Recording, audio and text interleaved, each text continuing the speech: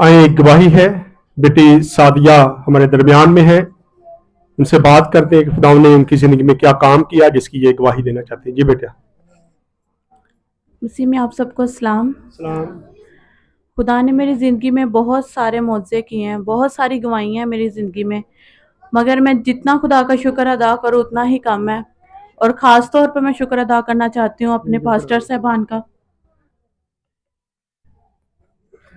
कि खुदा ने हमें इतने अच्छे पास्टर दिए जो हमारे लिए दिन रात दुआएं करते हैं और हमें हर वक्त अपनी दुआ में याद रखते हैं। मैं कैसे बताऊं कि खुदा ने मेरी ज़िंदगी में कैसा जलाल ज़ाहिर किया है।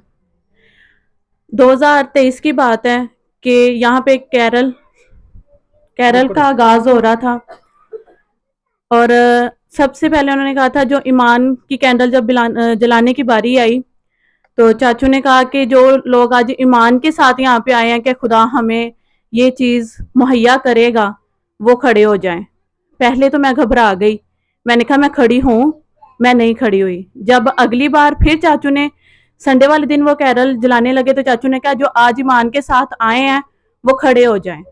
तो मैंने हिम्मत की और मैं खड़ी हो गई और आके मैंने कैंडल जलाई। मैंने ईमान रखा कि खुदावन अब मैंने किसी किस्म की कोई दवाई नहीं खानी, कुछ भी नहीं करना, मैंने तेरे से लेना है और तूने मुझे मुहैया करना है। और खुदा का शुक्र है कि मैंने सब मुझे कहते थे कि तुम मेडिसिन दोबारा ले लो, इतनी देर हो गई है, 3.5 साल होने वाले हैं, अभी तक दोबारा बेबी नहीं है तुम्हारा, तुम दोबारा मेडिसिन ले लो। मैंने कहा नहीं, मैंने मेडिसिन नहीं लेनी। और खुदा ने मुझे 3.5 साल बाद बेटे से नवाजा है।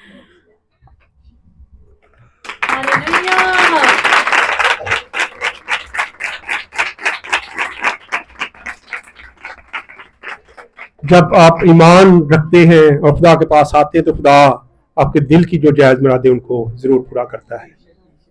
पहले भी जब इनकी शादी हुई उस वक्त भी बहुत देर के बाद, तकरीबन 2 साल के बाद महल इनको खुदा ने बेटी दी और खुदा उनका शुक्र है कि आज खुदा उनके घर में ये अपने बेटे को लेके आई हैं।